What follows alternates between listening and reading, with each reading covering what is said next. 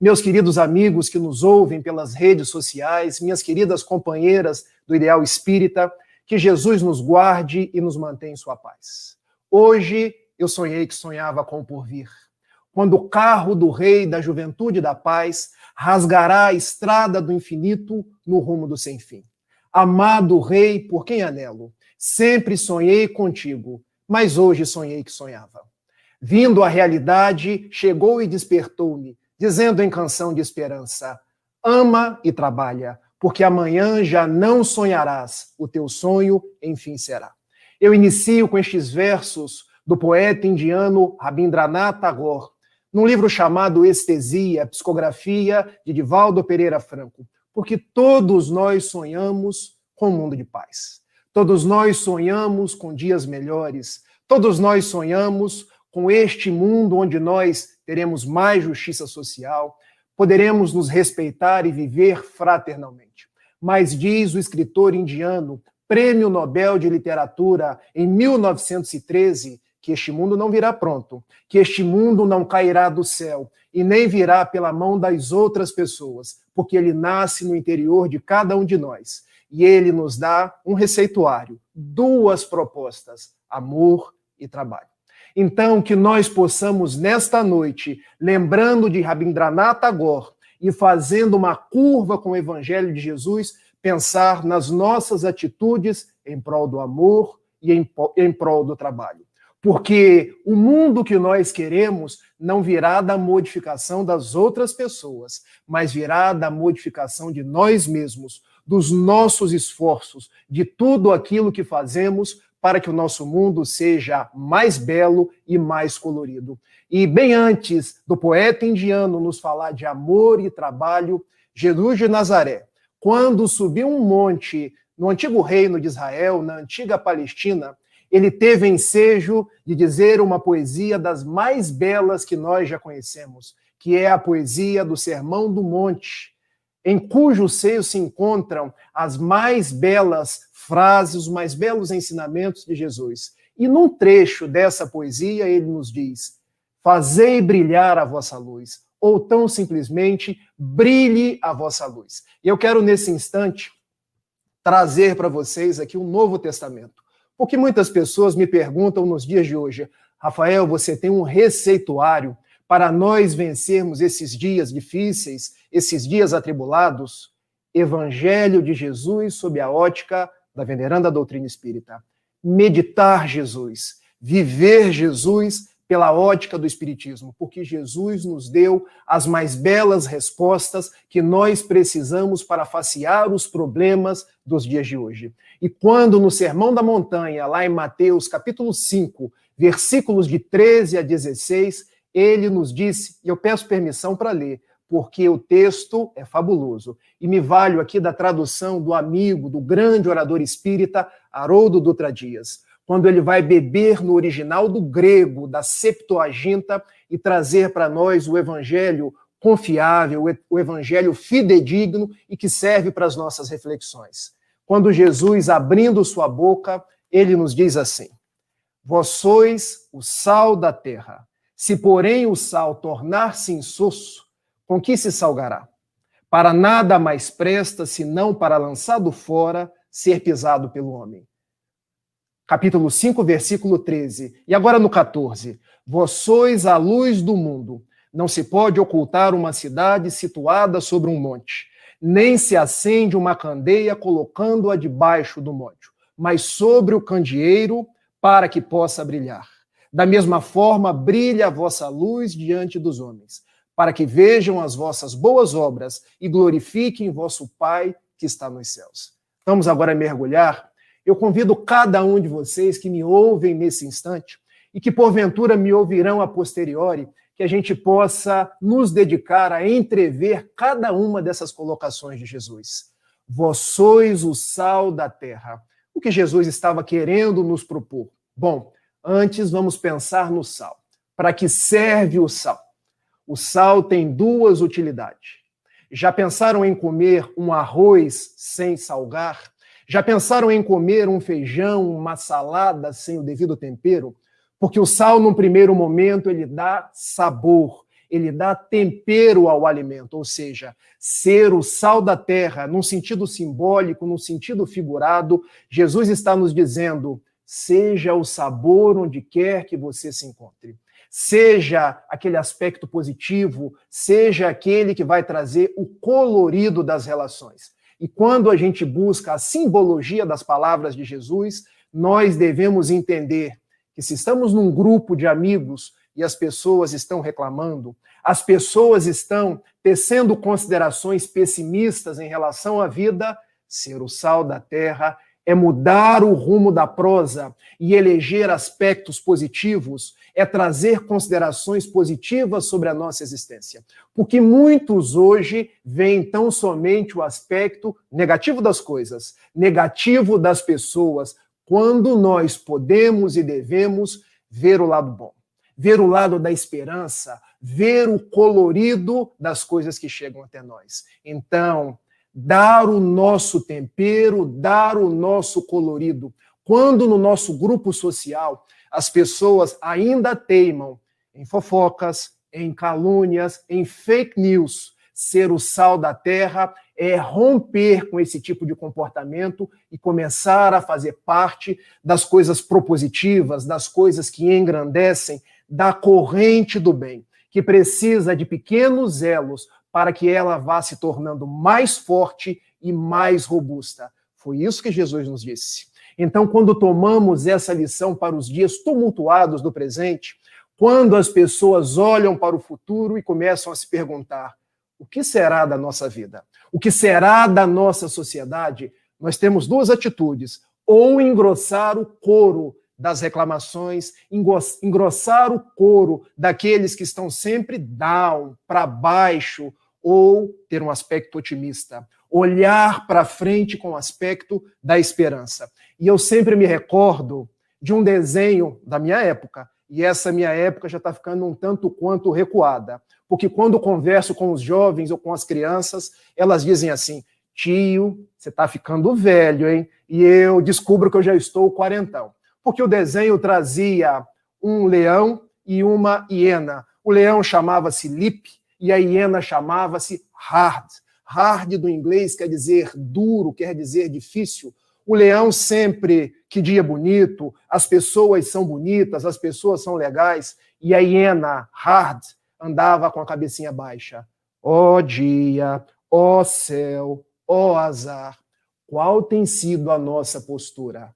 Ser o sal da terra é andar com senho alegre, com senho otimista e, sobretudo, confiando em Deus. Porque se nós estamos só na reclamação, só na ladainha, todas essas coisas negativas nós acabamos atraindo para nós mesmos. Mas o sal tem igualmente uma segunda função. Porque hoje nós temos os recursos da tecnologia, hoje nós temos os recursos dos mais diversos aparelhos eletrodomésticos. Hoje nós colocamos uma carne no refrigerador, um peixe e não estraga. Mas antigamente, e não é muito antigamente, porque minha mãe contava que para uma carne não estragar, era preciso salgar a carne e ela poderia ser comida durante um bom tempo. Então, ser o sal da terra, Jesus está nos convidando a evitar que as coisas depereçam, evitar que os nossos valores cristãos estraguem. E qual o valor cristão hoje que está mais em risco? A nossa fé. Porque as pessoas estão perdendo a esperança. Porque as pessoas estão perdendo a confiança em Deus. Porque as pessoas olham para o momento atual e pensam que Deus perdeu o controle. E me permitam fazer uma pequena brincadeira. Hoje a ciência já catalogou que existem nesse universo infinito, conforme o Espiritismo, 200 bilhões de galáxias. Uma delas é a Via Láctea. Só na Via Láctea tem 100 bilhões de sóis. Um deles é o nosso, uma estrelinha de quinta grandeza, ao redor do qual giram 9 planetas. 9 não, porque Plutão foi rebaixado à categoria de planeta anão. Giram 8 planetas, um deles pequenino chamado Terra, onde existem 6 milhões de espécies. Uma delas, a nossa, Homo sapiens, sendo que no mundo hoje existem 7,8 bilhões de Homo sapiens. Será que Deus, num universo de 200 bilhões de galáxias, perder o controle de um planetinha que gira ao redor de uma estrelinha, que gira ao redor de 200 bilhões de galáxias? Não. Nós é que estamos perdendo a nossa fé. Nós que muitas vezes olhamos para as coisas sem o viço da esperança, sem o brilho nos olhos de saber que não cai uma única folha de uma árvore sem que seja da vontade do Criador. Então, quando Jesus nos fala que o sal evita que as coisas depereçam, ele está pedindo para que nós não percamos a nossa fé. E quando olhamos no livro O Consolador de Emmanuel, psicografia de Francisco Cândido Xavier, o benfeitor nos diz que ter fé não é apenas acreditar. Ter fé é ter a certeza luminosa na presença de Deus nas nossas vidas. Por exemplo, se eu soltar o meu relógio aqui agora, o que vai acontecer com ele? Vocês me responderiam, ele vai cair, Rafael. E por que ele vai cair? Porque existe uma lei chamada gravidade, uma das leis da física. E o que curioso é que nós muitas vezes sabemos e temos certeza da lei da gravidade, mas não temos a mesma certeza no amor e na providência de Deus. Então, ser o sal da terra é guardar confiança irrestrita em Deus em todos os momentos e irradiar essa confiança, essa certeza para as outras pessoas. Ah, Rafael, mas tem tanta pessoa, tem tanta gente, tem tantos familiares meus adquirindo o Covid. Bom, se nós estamos adquirindo, é porque temos algo a aprender, temos algo a refletir. No mundo há muita injustiça, mas não há ninguém injustiçado. E muito se pergunta de quem é essa frase. Essa frase é do benfeitor Camilo, guia de José Raul Teixeira, e está num livro formidável chamado Justiça e Amor. Então, quando falamos no sal, dar sabor e evitar que as coisas depereçam, é isso que Jesus espera de nós. Mas, num segundo momento, Jesus nos diz, vós sois a luz, e a luz não pode ser escondida debaixo do alqueire. Vamos agora meditar no que quer dizer essas palavras. O que é uma candeia? Uma candeia era uma lâmpada de barro que queimava o azeite e iluminava. O que é o alqueire? O alqueire na Palestina ele tinha duas significações. Ele podia ser uma medida de, vamos dizer assim, de metragem, porque um alqueire correspondia a 35 litros. Mas um segundo significado de alqueire era o vasilhame onde se guardava usualmente os 35 litros de azeite. E se tinha um costume na Palestina à época de se pegar a candeia quando não estava sendo utilizada e de se guardar debaixo do vasilhame, debaixo do alqueire ou, conforme a tradução, debaixo do módio. Então Jesus, que falava utilizando-se da linguagem, dos costumes do povo à época, nos diz, a luz é feita para brilhar. Ninguém traz uma candeia na mão e guarda debaixo do vasilhame, do módio ou do alqueire, mas carrega essa luz para que ela possa iluminar os seus passos e iluminar as outras pessoas. E o que Jesus nos propõe quando nos diz dessa forma? Todos nós temos a nossa luz e todos nós devemos permitir que a nossa luz brilhe os nossos caminhos, brilhe o caminho de outras pessoas. Não importa se a minha luz é apenas um pirilampo na noite escura, iluminando a amargura de quem anda na escuridão. Não importa se eu sou apenas uma vela. Diz o mestre chinês Confúcio que é melhor ser uma vela do que amaldiçoar a escuridão. O que é importante é que nós não podemos esconder aquilo que sabemos fazer. Não podemos esconder as nossas virtudes, porque é através delas que nos ligamos a Deus e ajudamos as outras pessoas. Mas muitos vêm até mim e dizem assim, Rafael, mas quando eu começo a demonstrar o meu valor, as minhas virtudes, eu não estou sendo orgulhoso? Não. Orgulho é quando eu exalto as minhas virtudes em detrimento das outras pessoas. Quando eu me julgo maior, melhor, as minhas coisas são mais importantes, mas quando eu faço ressaltar aquilo que eu sei fazer de bom para ajudar alguém, eu estou fazendo brilhar a minha própria luz. Então Jesus nos convida, naquilo que nós temos de melhor e de bom, seja pequenino ou seja grandioso, que nós possamos iluminar os caminhos das outras pessoas. E vocês poderiam me perguntar, como isso, Rafael? Primeiro passo, descubra quais são os valores que ornam a sua individualidade.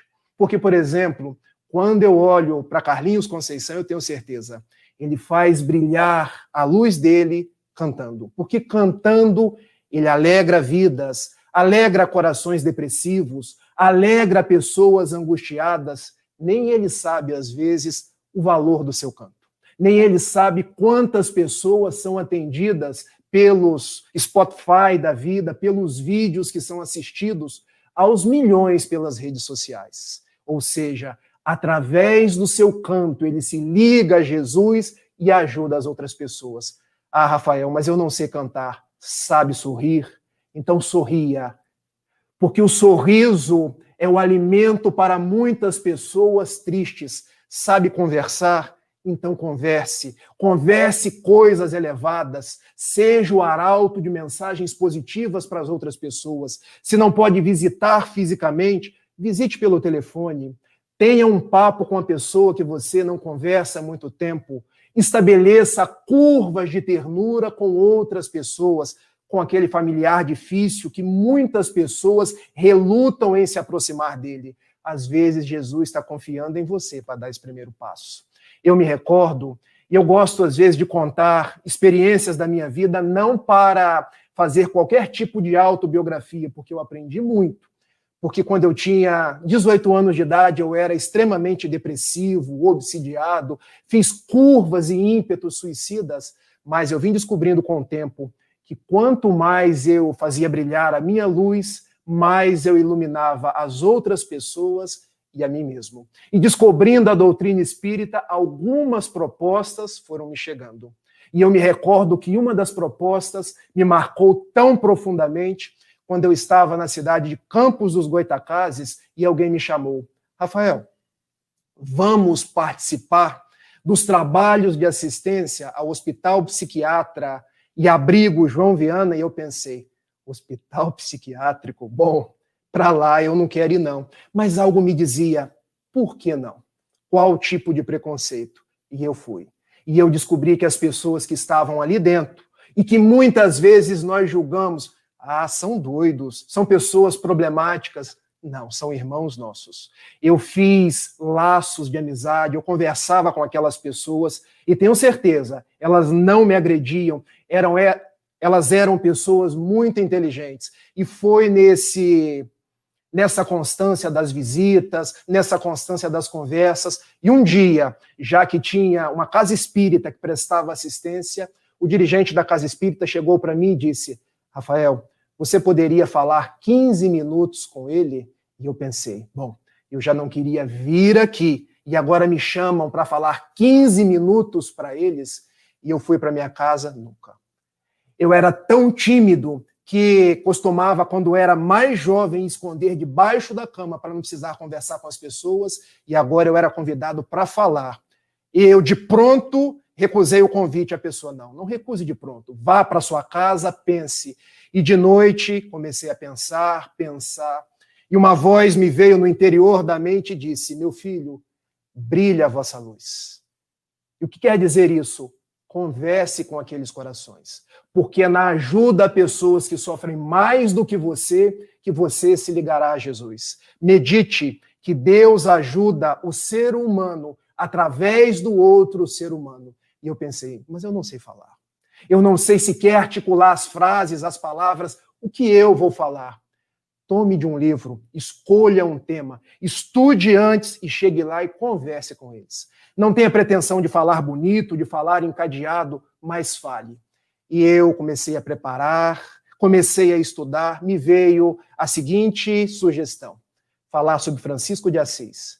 Minha primeira palestra espírita, eu falei 15 minutos sobre Francisco de Assis, e eu pensei, bom, já que eles estão aqui dentro, eles não vão entender muita coisa do que eu estou falando. No final, eles entenderam. Foram conversar comigo, interagiram e pediram, volte, Rafael, nós gostamos de você.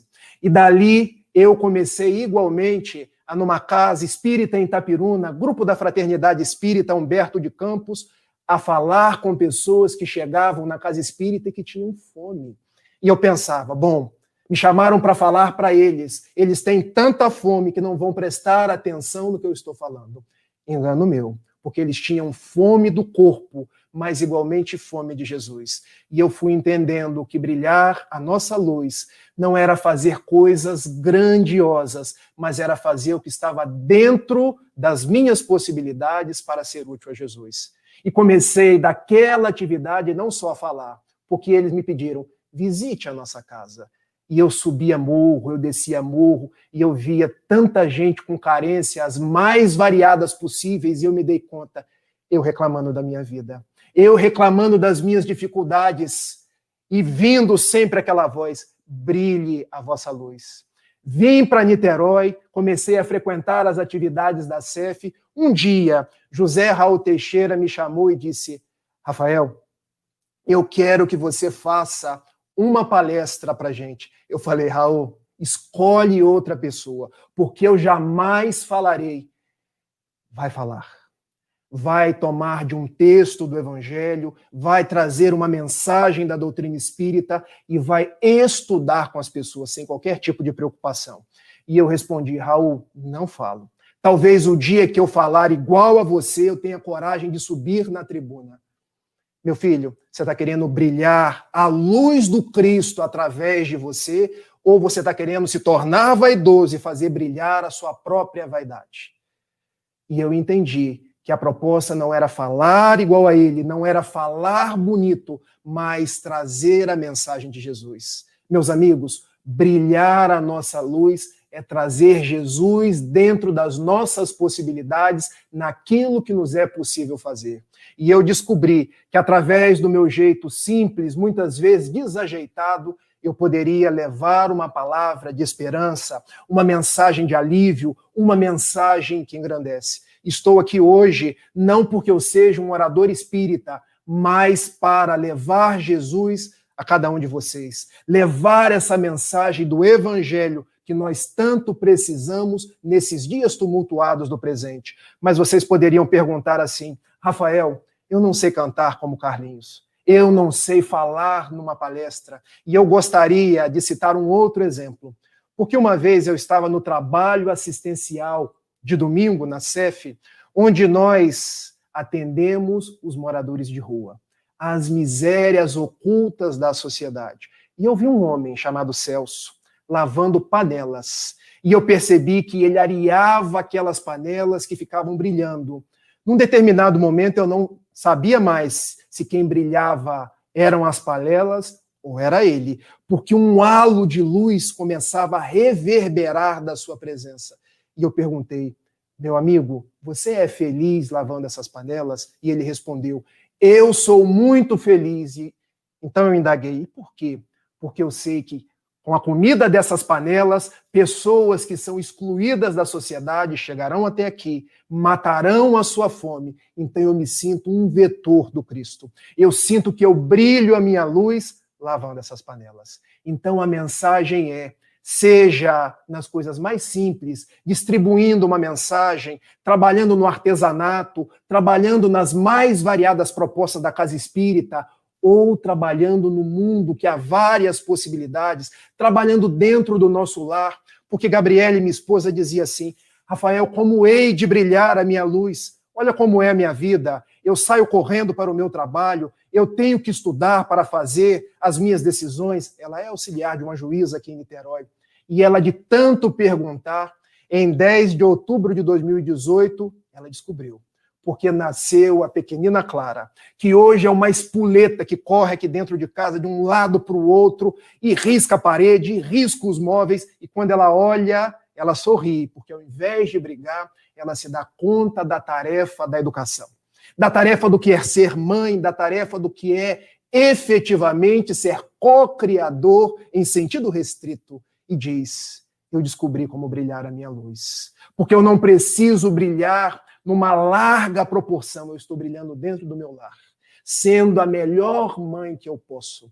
Então a mensagem de Jesus é essa: ser o sal, que evita que as coisas depereçam, que dá o sabor onde quer que nós nos encontremos, mas, sobretudo, ser o archote da luz para iluminar a todos os caminhos daqueles que vêm até nós, daqueles que vêm após nós, mas, sobretudo, mostrando Jesus e o seu evangelho. Em 1910, o mundo conheceu Agnes Goncha Bojaxho, que entrou para a história com o nome de Teresa, porque nascida em Skopje, da Macedônia antiga, possessão da Iugoslávia, ela foi para a Irlanda, no convento do Loreto, e lá resolveu tornar-se freira, tornar-se madre. Mas ela pensou: será que brilhar a minha luz é permanecer aqui dentro, num claustro, apenas numa atitude de contemplação a Jesus? Não. Ela resolveu adotar missões que eram muito comuns na igreja e foi para Calcutá, na Índia. Eu quero falar um pouco sobre a cidade de Calcutá e do costume dos indianos, porque os indianos vivem o regime das castas, o regime da segregação. E há algo muito peculiar, porque a pessoa, quando fica velha, ela não tem serventia mais para a sociedade, ela pode contaminar com a doença, ou a pessoa não consegue trabalhar, muitas vezes aquela pessoa tem apressada a sua morte, e dependendo da família, aquela pessoa é atirada na sarjeta. E Madre Teresa de Calcutá, vendo aqueles idosos, muitas vezes rancenianos, muitas vezes doentes, atirados em latas do lixo, em sarjetas, ela olhava para aquelas pessoas e dizia: eu vejo em você Jesus. E a minha luz vai brilhar através dos seus olhos, porque muitos me perguntam o que é ter religião. E eu respondo: minha religião é você. Porque o mais sublime dos sentimentos é o amor. Eu quero estar no mundo a cada dia sendo um lápis na mão de Deus, porque Ele movimenta e eu escrevo. Eu quero escrever conforme o seu Filho unigênito, trazendo as propostas de Jesus. E ela viveu, criou uma congregação chamada as Damas da Caridade, que não só socorriam aqueles indianos da sarjeta, mas se propunha a educar as crianças indianas. Percorreu o mundo no seu périplo de amor, foi congraçada com o Prêmio Nobel da Paz em 1979 e veio a desencarnar em 1997. Mas o que eu quero que vocês registrem e guardem nas vossas memórias é 2 encontros que ela teve em vida e um encontro que ela teve já após a desencarnação. Porque a princesa de Gales, conhecida como a Rosa da Inglaterra, Lady Diana, ou Lady Di, que veio a se separar num caso rumoroso do príncipe Charles em 1992, quando, em verdade, o seu divórcio somente se concretizou 4 anos depois, porque foi escandaloso, ele tinha aquela amante, a Camila Parker Bowles. Ela, saindo do seu casamento, encontrou-se 2 vezes com Madre Teresa. Uma vez em Roma, outra vez em Nova York. E em ambas as oportunidades disse: minha irmã, a minha vida está destroçada. A minha vida é uma agonia, a minha vida é uma angústia. Eu tenho tudo. Eu tenho poder, eu tenho beleza, eu tenho dinheiro que eu posso me movimentar pelo mundo, eu posso comprar o que eu quero, mas eu não tenho paz. Eu vivo um verdadeiro vazio existencial. Deixa-me ir contigo. Eu farei o voto de pobreza e te seguirei como uma dama de caridade. E Madre Teresa de Calcutá, olhando para aqueles belos olhos claros, lhe disse: minha filha, nós não precisamos servir Jesus fazendo votos de pobreza, nem indo para lugares definidos. Faça brilhar a vossa luz onde quer que você se encontre. Utilize dos atributos que Deus te deu e brilhe entre as pessoas que estão ao vosso redor. Utilize das riquezas e faça outras vidas se tornarem mais pujantes. Como isso, Madre, você descobrirá. E ela, recobrando a sua paz, recobrando a sua alegria de viver, percebeu: tinha muito dinheiro que poderia ser útil às crianças com AIDS. as vítimas das guerras civis na África, começou a andar pelo mundo como uma missionária da paz. E em 1997, no mesmo ano que Madre Teresa de Calcutá, ela também desencarnou. Madre Teresa foi recebida por Teresa de Lisieux, a Teresinha do Menino Jesus, enquanto Lady Di foi recebida por Madre Teresa de Calcutá, que, indo afagar-lhe os cabelos, lhe disse: acorda, minha filha, porque agora você já está na verdadeira vida. Ninguém morre. E hoje, aquele pedido que você me fez, quando ainda estava encarnada, eu vim lhe dizer: nós aceitamos. Porque aquele não era o momento, mas agora nós seguiremos juntas. E seremos as damas, as missionárias da caridade pelos dias da eternidade. E por que eu conto essa história que foi trazida por Joana de Ângeles na mediunidade de Divaldo Pereira Franco?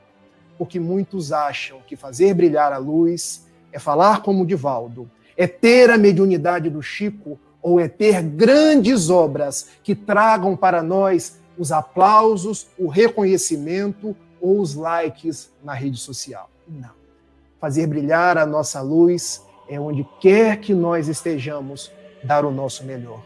Dar as nossas melhores possibilidades, dar o nosso melhor sorriso para que a nossa vida, a vida daqueles que estão ao nosso redor, os nossos familiares, aqueles que trabalham junto de nós, a nossa sociedade mais próxima, possa ser mais feliz, mais pacífica. Eu agradeço a cada um de vocês e termino com uma oração trazida pelo benfeitor Emmanuel na mediunidade de Francisco Cândido Xavier, quando o benfeitor assim diz: Senhor, ensina-nos a orar sem esquecer do trabalho, a dar sem olhar a quem, a servir sem perguntar até quando, a sofrer sem magoar seja quem for, a progredir sem perder a simplicidade, a marchar para a frente sem contar os obstáculos, a desculpar sem condições, a semear o bem sem pensar nos resultados, a ver sem malícia, a escutar sem corromper os assuntos, a falar sem ferir, a compreender o próximo sem exigir entendimento, a respeitar o semelhante sem reclamar consideração, a dar o melhor de nós além da execução do próprio dever, sem cobrar taxas de reconhecimento. Senhor, fortalece em nós a paciência para com as dificuldades dos outros, assim como precisamos da paciência dos outros para com as nossas próprias dificuldades. Auxilia-nos para que a ninguém façamos aquilo que não gostaríamos que nos fosse feito. E ajuda-nos, sobremodo, a entender que a nossa felicidade mais alta será invariavelmente quando fizermos brilhar a nossa luz, onde e como queiras, hoje, agora e sempre. Os meus votos de saúde, de esperança e de muita paz. Um beijo e até a próxima.